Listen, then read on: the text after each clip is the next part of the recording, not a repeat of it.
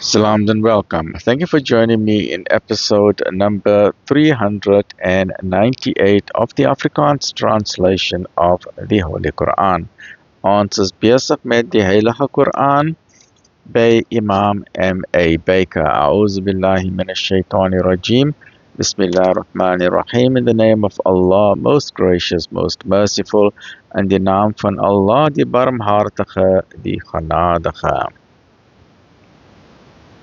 398 afdeling 4 hoofstuk nummer 34 Skeba Surah 34 Saba. Die leiers van die sonde en die ongelowiges sê, ons glo nie in hierdie Koran nie, ook nie in dit wat die vooraf gegaan het nie.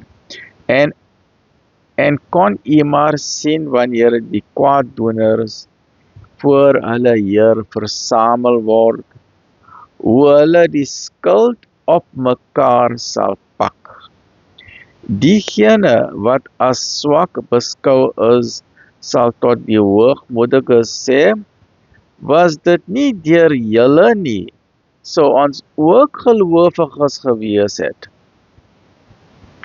En die hoogmoediges sal aan hulle wat as swak beskou is, sê, het ons julle van die lyding afgekeer nadat dit tot julle gekom het? Nee, julle dra self die skuld daarvan.